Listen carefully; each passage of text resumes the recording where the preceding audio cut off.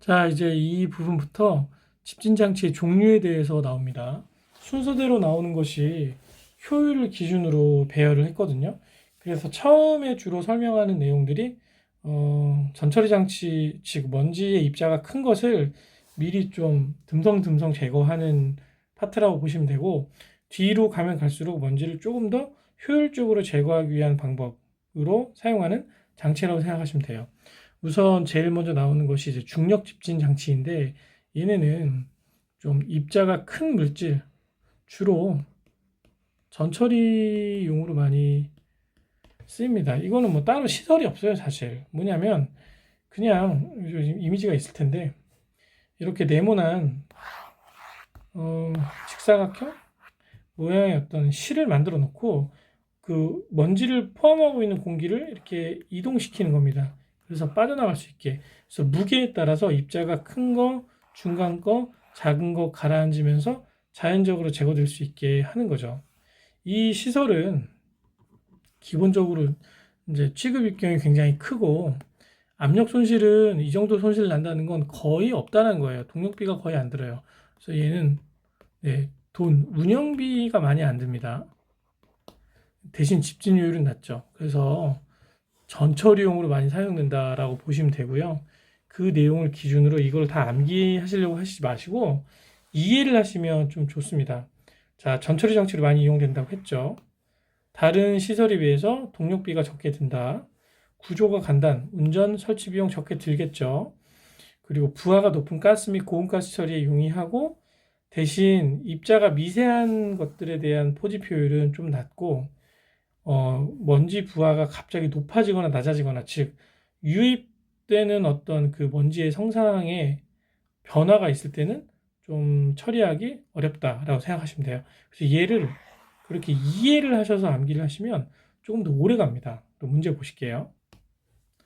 1번, 효율이 가장 낮은 것, 중력이 제일 낮다고 했죠. 네, 답은 1번이에요. 효율 향상 조건으로 옳지 않은 것은, 이거 시험지에 많이 나옵니다. 자, 중력 집진 장치는 직사각형 모양으로 돼 있어요. 네. 근데 우리가 생각을 해보면 이게 이동하는 거리가 길면 길수록 더 먼지가 많이 떨어지겠죠.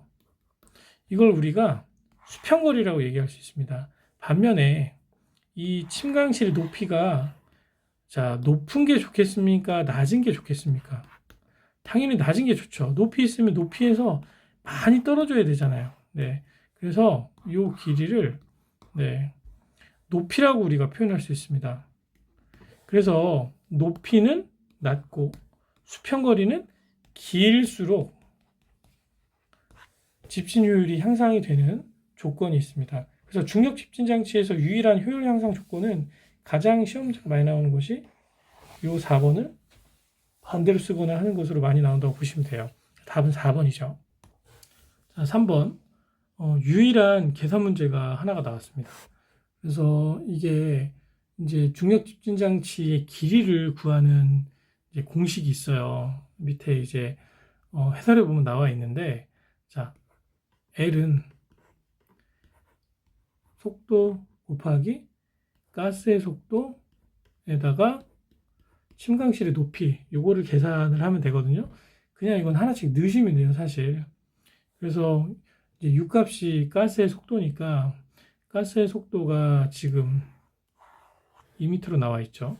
그래서 자, L은, 자, 요거부터 넣을게요. 2m per sec.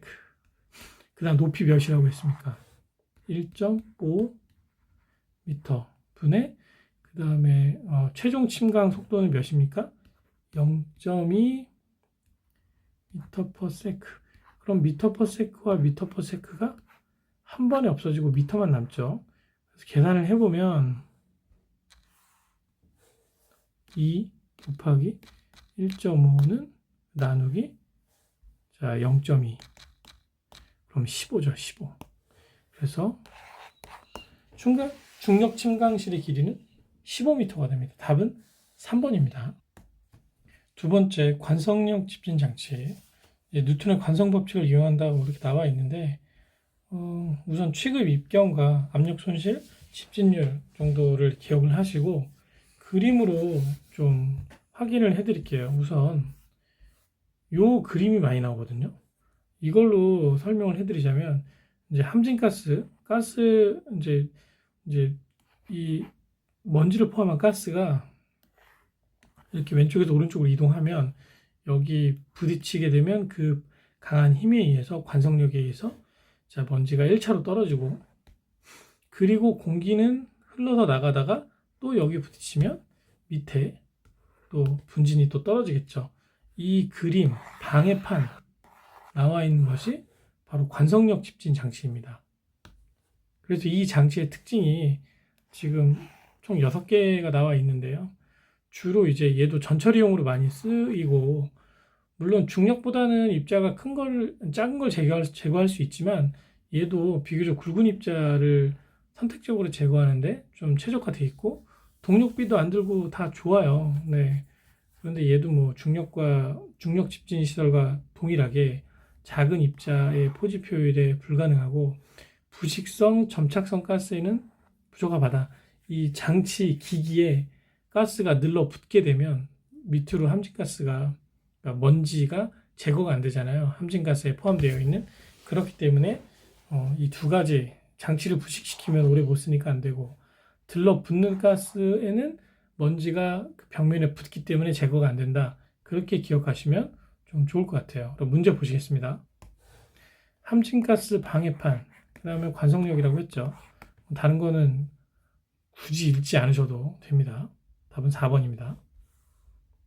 관성력 집진 장치의 장점이 아닌 것은 고온 처리 가능하고요. 운전 비용 적게 들지만 미세한 입자 포집은 안 됩니다. 이거는 전기 집진 시설이나 나중에 뭐 습식 세정 뭐 이런 걸로 해야 돼요. 그래서 답은 3번이고요. 아까 했죠. 방해판 나오면 뭐라고 그랬죠? 관성력입니다. 1번. 핵심 이론 03 원심력 집진 장치. 이 파트가 시험에 굉장히 좀 많이 나옵니다. 이게 가성비가 좋아요. 네. 그래서 가격에 비해서 취급 입병도 굉장히 작은 것까지 되고 압력 손실도 상대적으로 좀 그렇게 높진 않습니다. 물론 막 낮진 않지만 이 정도면 좀 적절하다. 그 집진율도 95%까지 제거 가능하면 네, 가장 효율적으로 제거할 수 있는 그런 시설로 생각하시면 좋습니다. 자, 내용 보시면 여기서 작용하는 집진력, 원심력, 관성력, 중력 이거 힘 물어보는 문제 나옵니다. 네, 구조가 간단하다. 가동부가 없다. 고온에 견딜 수 있는 재질로 제작할 수 있다. 이거 뭐 다 좋은 내용이죠. 다 좋은 내용인데 얘도 미세 입자. 여기서 말하는 미세 입자는 미세먼지. 네.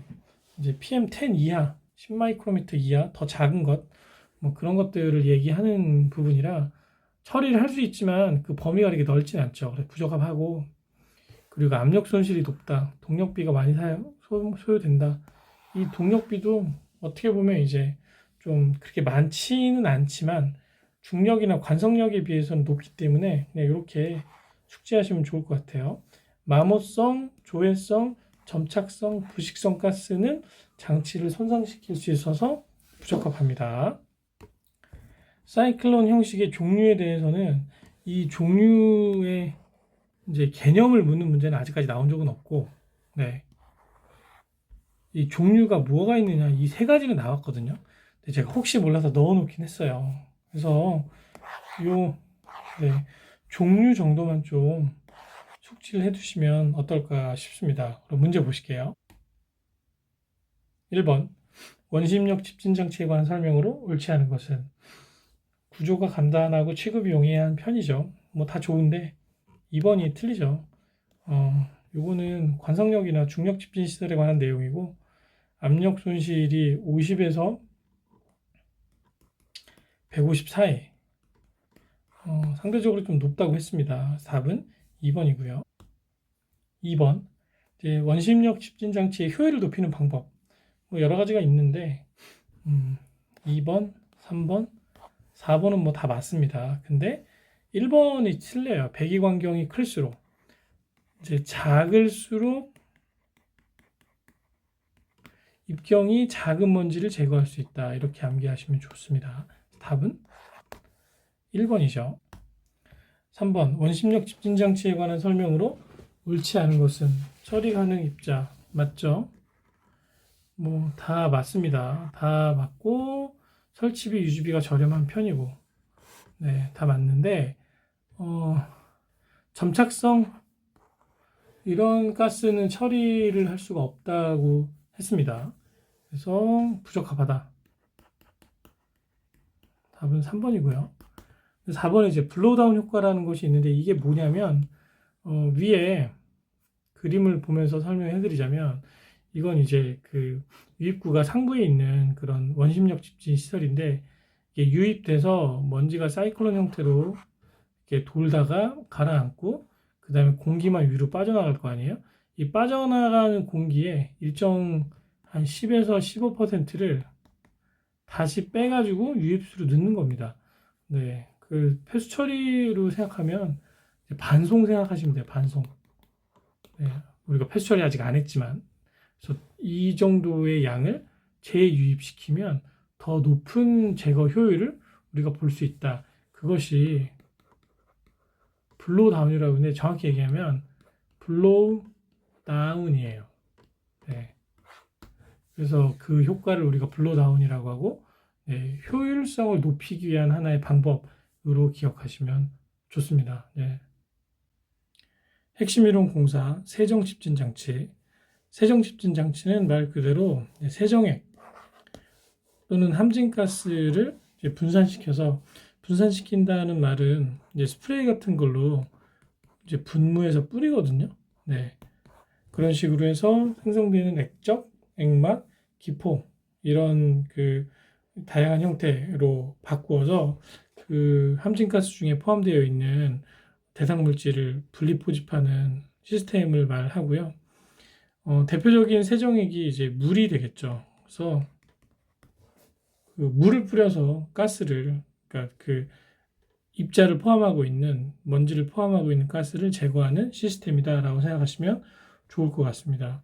물을 뿌려서 제거하는 그 방법인 만큼 취급 입경이 굉장히 작은 입자에서부터 큰 입자까지 처리가 가능하고요. 대신 물을 뿌려줘야 되기 때문에 동력비가 좀 많이 들어요. 그리고 집진율도 높긴 하지만 생각보다 이렇게 굉장히 높은 정도는 아닙니다. 하지만 일정한 집진율을 보일 수 있는 그런 특징을 가지고 있죠. 가연성, 폭발성 먼지를 처리할 수 있고 이거는 이제 세정액으로 먼지를 제거하는 시스템이다 보니까 폭발성 물질을 좀 안정화시킬 수 있는 특징을 가지고 있어요. 그래서 가연성, 폭발성 먼지 처리할 수 있는 특징이 있고 얘가 유일하게 가스와 분진 포집을 두 가지를 동시에 할 수 있습니다. 이거 좀 중요하죠. 그래서 물을 뿌려서 제거를 하면 그 가스상 물질과 입자상 물질 두 가지를 다 제거할 수 있는 특징이 있다고 생각하시면 좋을 것 같고요. 그리고 미스트를 처리할 수 있다, 고온 가스를 냉각할 수 있다, 뭐 이런 내용들을 그냥 읽어보시면 어렵지 않게 이해할 수 있지 않을까 생각이 드는데요. 유일하게 이제 좀 암기해야 될 부분이 뭐냐면 이제 문제점 중에 이제 부식의 위험성이 크다. 그리고 슬러지 발생 시 처리가 곤란하다. 그래서 이 세정집진 시설이 있는 곳에는 슬러지가 발생했을 때 이것을 처리하는 수처리 시설이 있기도 합니다. 실제로. 그리고 배견 문제가 발생합니다. 하얀 연기가 발생하는 그런 문제가 있다. 세정 집진 장치의 가스 속도가 이게 시험 문제 좀 많이 나와요. 네. 그래서 다음 중 이제 처리 속도가 가장 빠른 것은 뭐 이런 것들을 확인해서 체크할 수 있는 문제가 많이 나온다고 보시면 됩니다. 이렇게 생겼어요. 그래서 살수, 물을 뿌리죠. 그러면 이제 오염된 공기가 함진가스가 이렇게 들어가서 이 함진가스 이동은 뭐 이런 식으로 나가겠죠. 그러면 가스가 이동하는 중간에 살수, 물을 뿌려서 그 가스에 포함되어 있는 입자를 물속에 녹인 다음에 이제 바닥으로 가라앉으면서 오염물질이 배출이 되고 깨끗한 정화된 가스는 상부로 나가고 뭐 이런 식으로 되겠죠. 그래서 살수, 물을 뿌리는 층이 여러 개가 있습니다. 여러 개가. 그럼 이런 식으로 제거를 한다라고 보시면 될 거예요. 그럼 문제 보실게요. 1번 세정 집진 장치의 특징으로 거리가 먼 것은 고온가스 처리할 수 있죠. 그리고 폐수 처리 장치 아까 제가 필요하다고 말씀드렸습니다. 점착성, 조회성 먼지를 처리하기가 상당히 좋죠. 네. 점착성은 늘러 붙는 거고 조회성은 물에 녹아 들어가는 성질이거든요. 이런 물질을 물을 뿌려서 제거를 하면 물에도 잘 녹고 그리고 기기에 들러붙을 수 있는 그런 입자들도 제거가 가능하니까 이 처리에 좋죠. 그래서 답은 3번입니다. 대기오염 방지 시설 중 세정집진 장치 처리 원리. 세정집진 장치 처리 원리, 그 먼지 포집하는 원리는 관성 충돌, 직접 흡수, 확산, 응집, 그리고 여기는 안 나와 있지만 응결 정도? 총 4가지 정도로 생각하시면 됩니다. 그래서 관성 충돌에 의해서 또는 이제 직접 흡수하거나 확산하는 작용에 의해서 그리고 응집과 응결 요 4가지 정도는 처리 원리에 어떤 그 작용하는 포집 원리다. 그렇게 기억을 하시면 좋을 것 같아요. 4번은 관련은 없죠. 답은 4번입니다. 다음 가스 흡수 장치. 아까 제가 말씀드렸다시피 그 이동 속도에 대한 문제가 제가 나온다고 했잖아요. 충전탑이 0.3에서 1m/s, 분무탑이 요거랑 뭐 거의 유사합니다. 네, 조금 느리거나 뭐 그 정도. 제트 스크러버 가면 좀 빨라지죠. 네, 20에서 50m/s. 그리고 벤츄리 스크러버는 훨씬 빠릅니다. 네, 그래서 90m/s. 요거를 네, 숫자를 이제 물어보는 문제도 가끔 나오긴 하는데 이거를 다 암기하시면 너무 좋은데 이게 쉽지는 않잖아요. 그래서 이름만 보면 왠지 Z는 가장 빠를 것 같지 않습니까? 그래서 충전과 분무탑은 그냥 좀 보통 속도다. 그리고 Z가 빠르고 Z보다 벤투리가 더 빠르다. 이렇게 암기하시면 어떨까 싶어요. 그래서 겉보기 가스 속도, 이동 속도가 가장 빠른 것은 벤투리 스크러버다. 답은 4번입니다. 핵심 이론 05 여가 집진 장치. 여가 집진 장치는 진공 청소기를 생각하시면 좀 이해하시기 수월하지 않을까 싶습니다. 그래서 진공 청소기 안에 우리가 이제 먼지를 이렇게 담는 먼지 포 같은 게 있잖아요. 네. 근데 이제 여가 집진 장치는 원리는 같은데 그림을 좀 보면서 설명을 드릴게요. 이런 식으로 이제 표면 여과 방식의 여과포가 되어 있습니다. 그럼 이제 이걸 우리가 이제 여포라고 하거든요. 그래서 이 전체 표면적이 다 그 함진가스에 포함된 입자를 걸러주는 그런 장치라고 보시면 돼요. 그래서 이 넓이를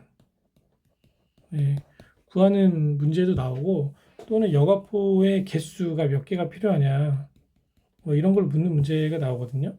그래서 아까 말씀드린 대로 진공청소기는 그 먼지를 넣는 이 그 주머니 같은 게 진공청소기 안에 있다고 보면 이 여가 집진 장치는 이런 그 여과포가 굉장히 많은 수가 그 장치 안에 들어 있겠죠.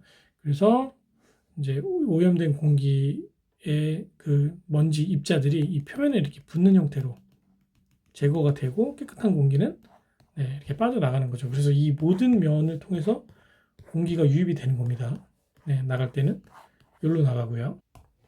그래서 취급 입경이나 압력 손실, 집진율 정도는 좀 암기를 해두시면 좋고요. 얘도 그 다른 장치에 비해서 예를 들면 관성력이나 또는 그 중력 집진 시설에 비해서는 압력 손실이 꽤 크죠.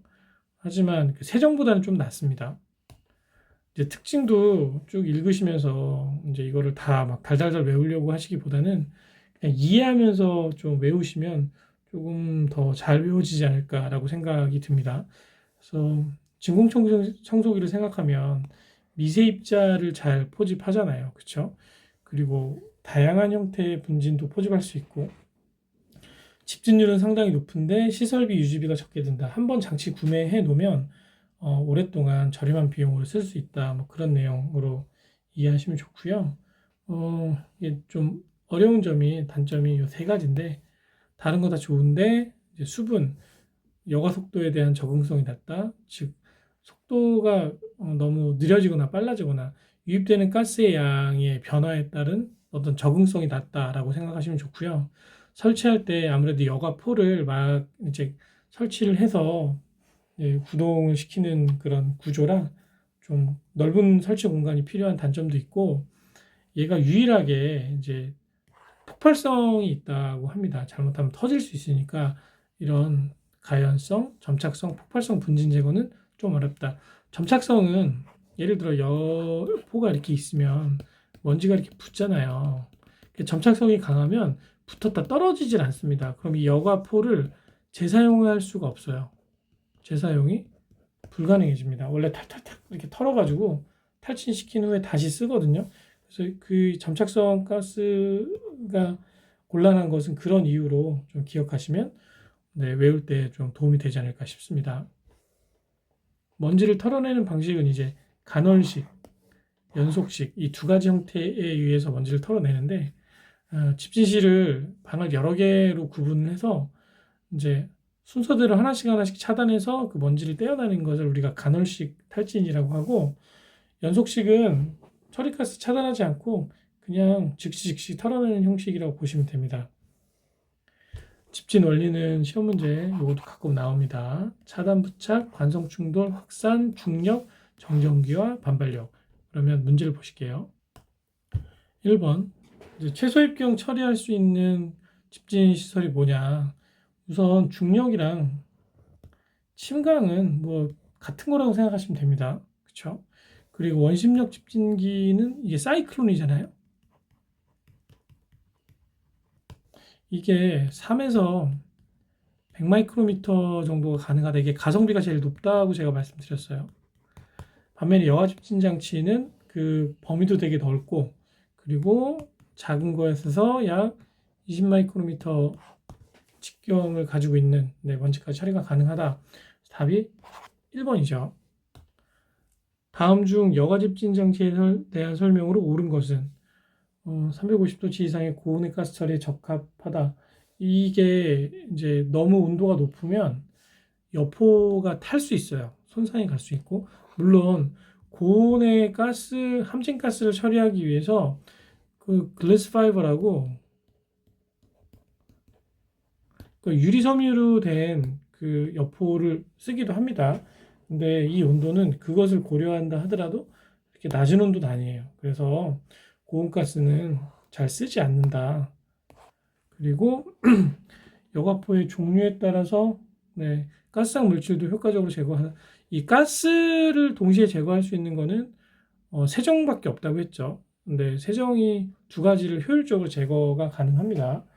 여과 집진 장치는 가스상 물질의 제거에는 좀 적절하진 않아요. 압력 손실 상당히 높다고 그랬죠. 100에서 200mm 수주. 네, 이거는 거의 뭐 중력 집진 장치에 해당하는 그런 압력 손실입니다. 상당히 낮은 값이고, 그럼 당연히 답은 4번밖에 안 남았죠. 다 틀리니까. 네, 직접 차단, 관성 충돌, 확산 뭐 이런 형태로 먼지를 포집한다. 답은 4번입니다.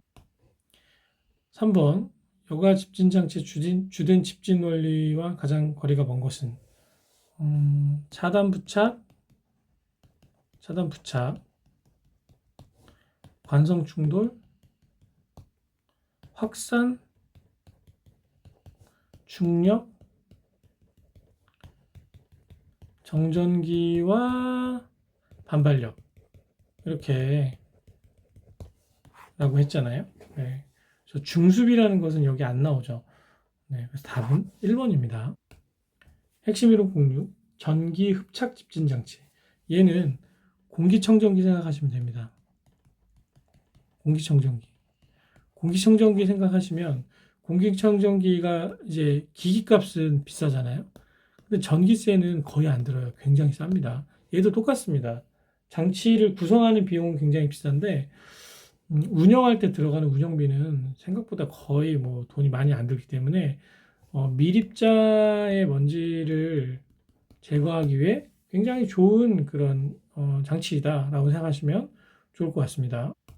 취급 입경은 이게 어떻게 보면 가장 작죠. 네.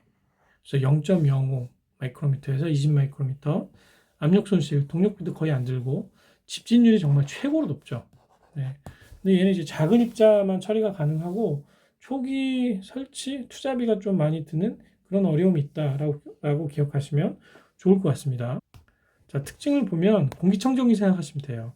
미세입자 처리가 잘 되고 낮은 압력 손실, 전기세가 거의 안 들죠. 그리고 이제 온도에도 구애를 많이 받지 않는다. 초기 시설비는 많이 들지만 운영비가 적다. 설치 비용이 고가다. 뭐 이게 다 맞는 말인데 좀 어려운 것이 운영 조건이 변했을 때 그것을 적절하게 처리하기는 좀 어렵다. 그리고 얘도 마찬가지로 입자만 제거 가능하다. 가스성 오염물질은 처리가 어렵다는 그런 특징이 있습니다. 이거 반드시 숙지를 하시는데 이해하고 숙지하시면 좋을 것 같습니다. 그래서 네, 이렇게 있죠.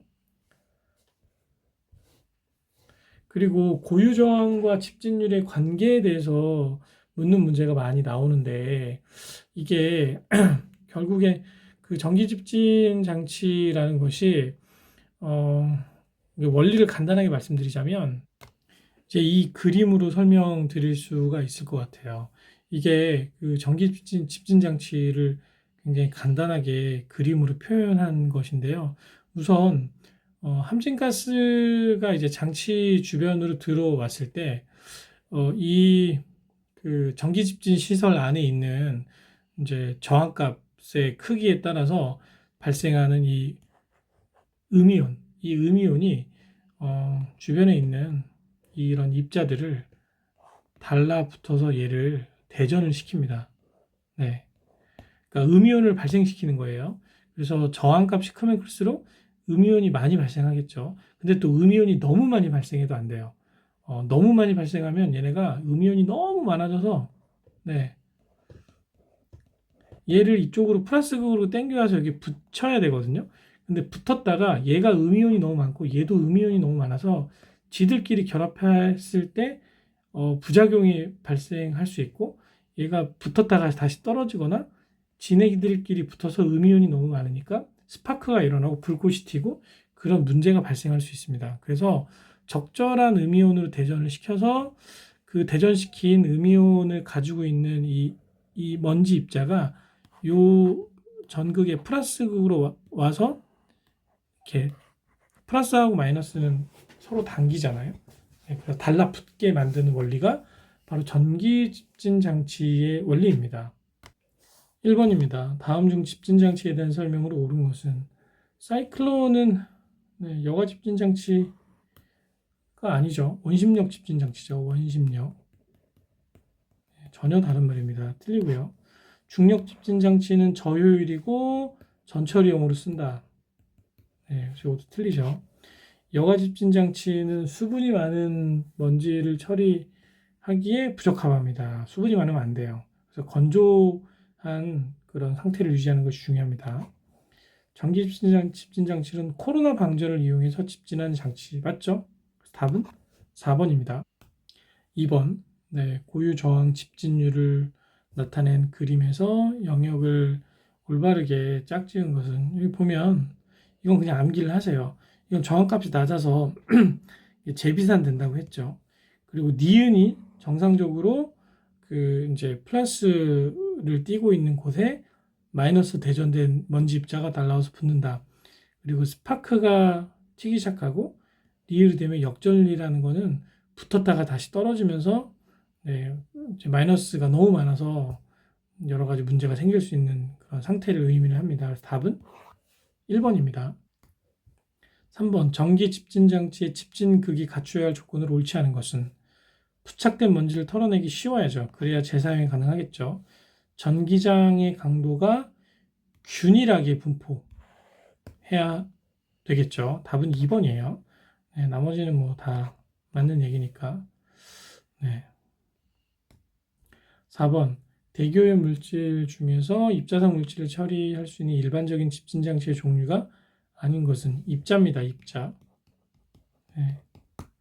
입자만 놓고 보면 중력, 세정, 여과 다 맞는데 흡착은 입자를 제거도 하긴 하는데 주로 얘는 이제 가스입니다. 네, 녹스나 속스나 뭐 이런 거 제거할 때 사용이 된다고 생각하시면 좋아요. 그래서 답은 3번입니다.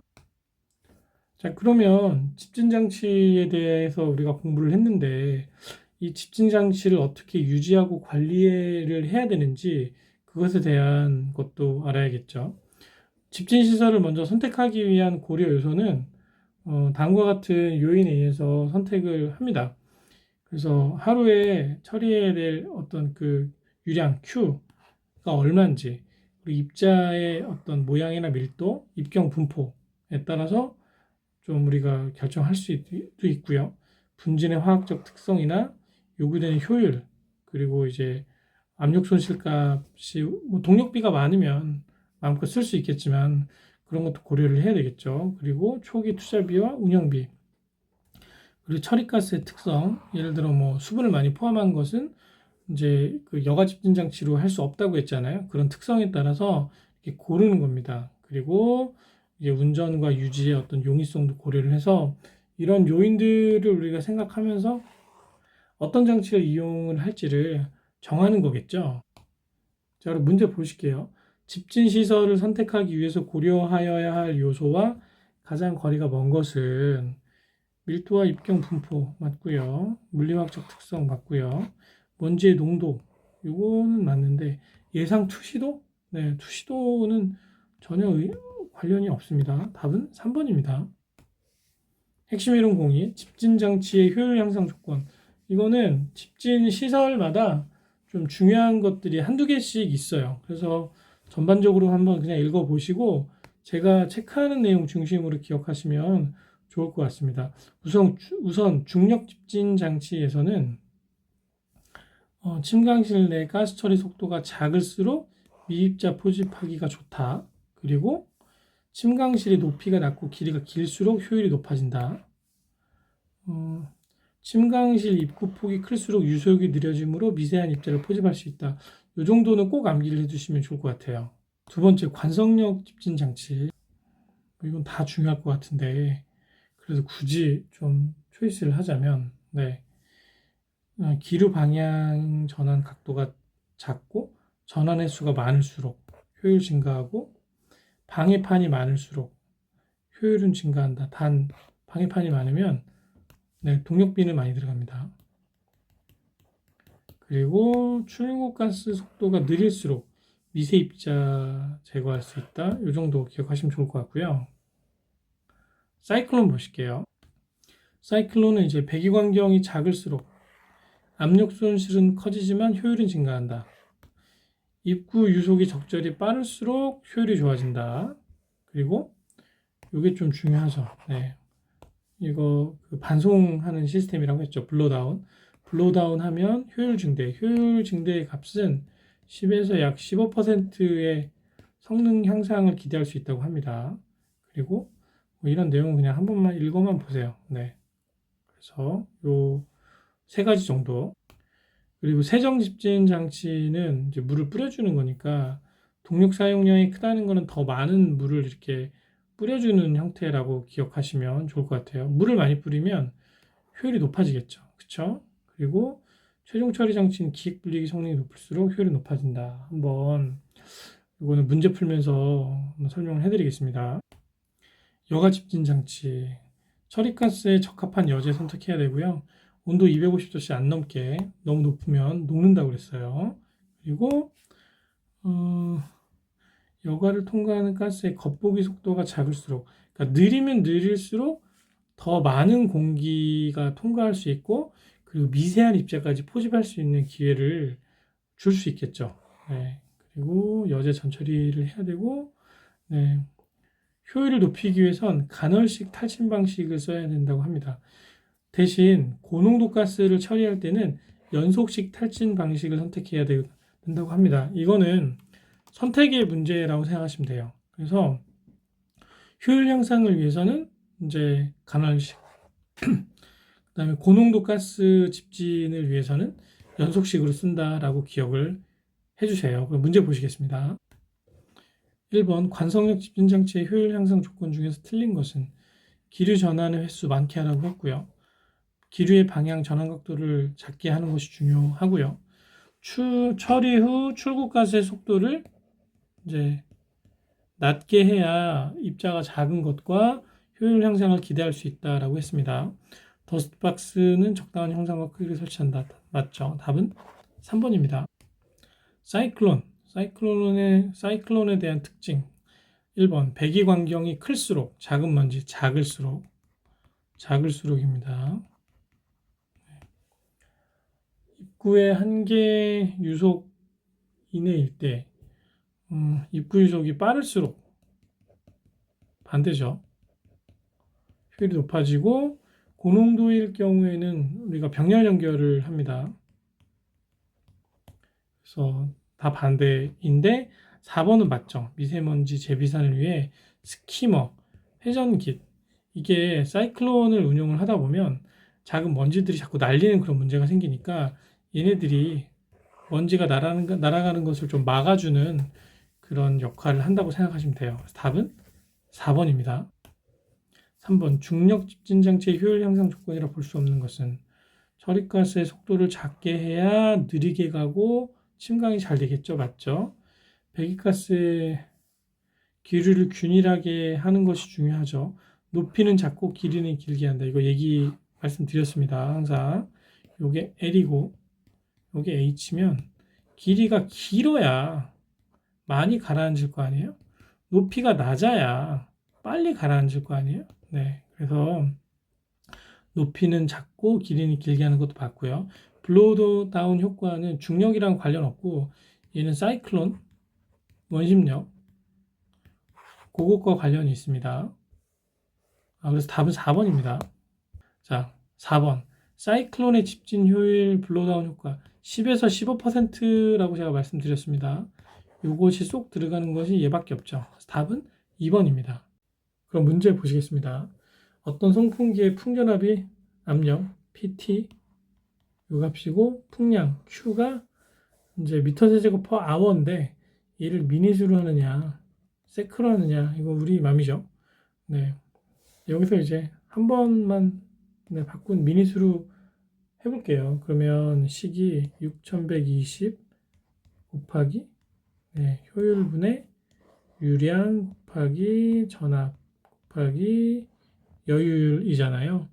그래서 이 풍량을 이제 아워를 미닛 단위로 바꾸면 6000 미터 세제곱 퍼 아워인데 1시간이 60 미닛이죠.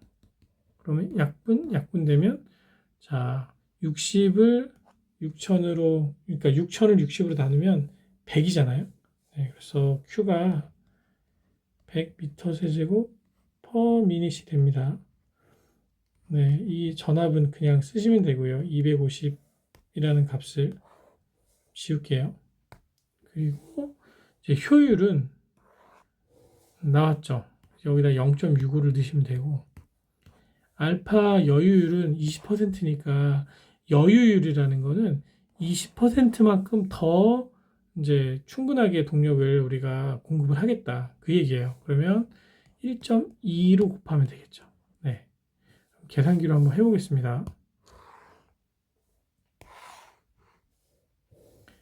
100 곱하기 250 네, 요거를 나누기 가로 열고 6120 곱하기 0.65 가로 닫고 이런 값이 나오죠. 거기다가 이제 여유를 우리가 곱해 보겠습니다. 여유를 곱하면 여기에 1.2를 곱하면 되죠.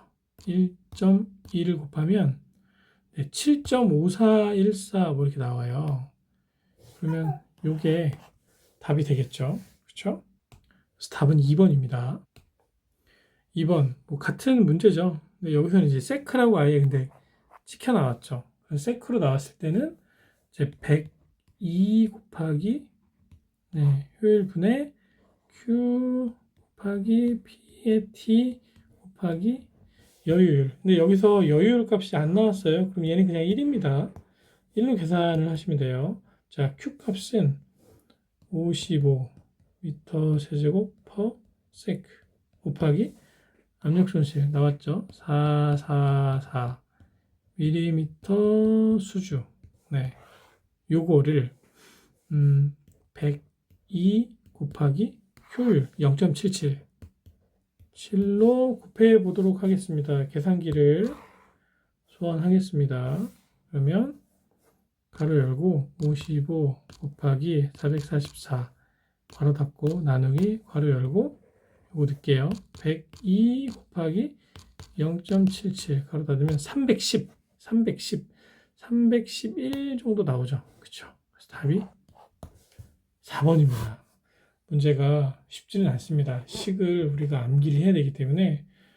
근데 식만 암기하시면 반복학습하면 어렵지만 푸실 수 있을 거예요. 답은 4번입니다. 핵심 이론 공사 여가포. 여가포는 여가 집진장치 안에 들어가는 포죠. 얘를 구조를 묻는 문제가 나오기도 하고, 또 여가포의 종류 여기 보면 자연, 화학, 광물, 이 광물 섬유가 좀 내열성이 강합니다. 하지만 여가포는 250도씨 이상을 이제 처리하는 것에는 잘 쓰지 않는다 정도만 좀 암기하시면 좋고요. 내열성, 내구성, 내산성, 비흡수성 이런 특징이 있어야 되고, 자, 여가포의 표면 여가 속도, 이 시험 문제 좀 나와요. 이게 지금 속도인데 속도를 보시면 유량이 미터 세제곱 퍼 시간이고 A는 에어리어, 넓이는 미터 제곱이잖아요. 그럼 약분하면 결국 미터 퍼 시간 이렇게 나오니까 이게 속도의 단위가 되죠. 네. 이런 식으로 여가포의 표면 여가 속도를 우리가 구할 수 있고요. 중요한 건 이 백필터의 개수를 묻는 문제가 많이 나옵니다. 그래서 얘는 이제 전체 유량을 그 하나의 이제 면적으로 나누게 되면 이제 몇 개의 백필터가 필요한지를 구할 수 있는데, 예를 들어 뭐 12.3이라고 나오면 요거는 13개가 필요한 겁니다. 소수점 이하는 그냥 다 반올림해서 올립니다. 그런 식으로 계산을 하시면 돼요. 한번 문제를 풀면서 좀 얘기를 드리도록 하겠습니다. 자, 문제를 보시겠습니다. 지름이 0.2, 높이가 3m인 여가포가 32개가 있고요. 유량이 이렇게 된 가스를 처리할 때 표면 여가 속도 얼마냐?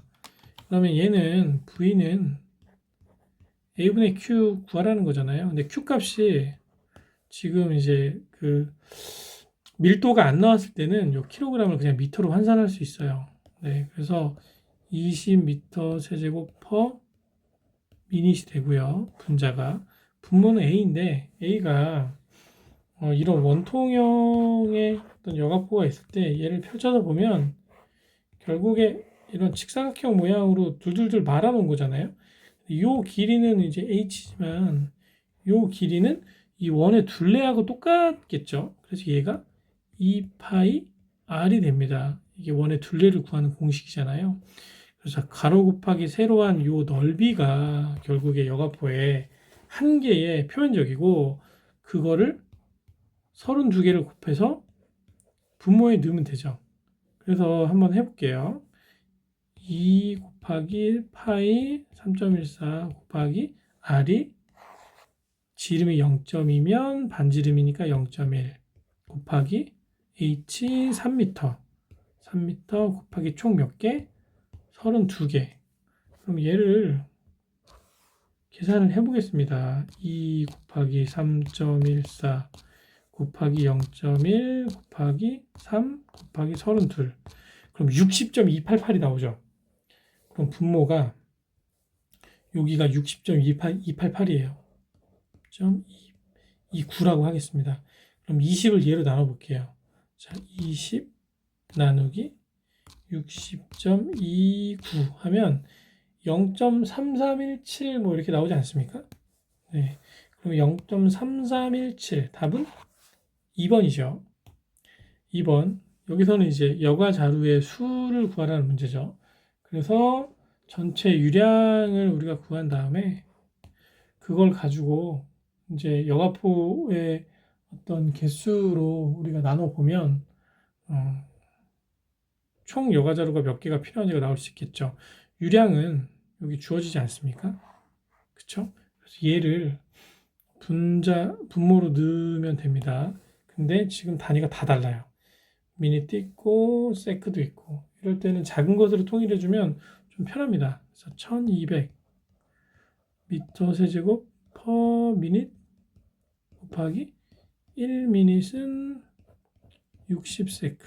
그러면 1200을 60으로 나누면 20이잖아요. 그래서 Q가 20m 세제곱 per 세크가 됩니다. Q가 자 20m 세제곱 per 세크가 되고요. 그 다음에 이 값을 이제 백필터 한 개의 넓이에 관한 식으로 나눠서 계산을 하면 되는데 이 분모값이 파이 d h uf 이렇게 나오잖아요. 그래서 요거는 3.14 직경은 지금 길이 단위가 미터니까 20cm 미터로 바꾸면 0.2m입니다. 그리고 유효 높이는 16m. 네, 그리고 이제 겉보기 여과 속도가 지금 여과 속도가 2cm/s인데 얘도 센티미터를 미터로 바꾸면 자 센티미터 곱하기 100cm가 1m잖아요. 그럼 100으로 나눠주면 되죠. 그럼 2를 100으로 나누면 0.02. 그럼 0.02 미터 per sec라는 숫자가 나오죠. 요걸 계산하시면 됩니다. 그럼 계산을 한번 해보겠습니다. 자, 좀 줄일게요. 자, 20 나누기 괄호 열고 3.14 파이죠. 곱하기 0.2 직경 곱하기 16 곱하기 0.02 괄호 닫으면 99.52 뭐 이렇게 나와요. 그럼 99.52의 개수가 필요하다고 하면 반올림 무조건 한다고 그랬죠. 그래서 100개가 필요한 겁니다. 여과포가 100개가 필요하다. 답은 3번입니다. 3번은 그 2번과 동일한 형태로 푸시면 되니까 한번 좀 풀어 보시고요. 4번은 이제 높은 온도에 버틸 수 있는 거는 광물로 된, 소재로 된 그런 그 여과포라고 했습니다. 그래서 이제 글라스 파이버, 이게 유리섬유죠. 유리섬유. 좀 버틸 수 있습니다. 얘가 250도씨까지 버텨요. 더 이상 올라가는 거는 여과집 장치에서는 사용하지 않습니다. 답은 4번입니다.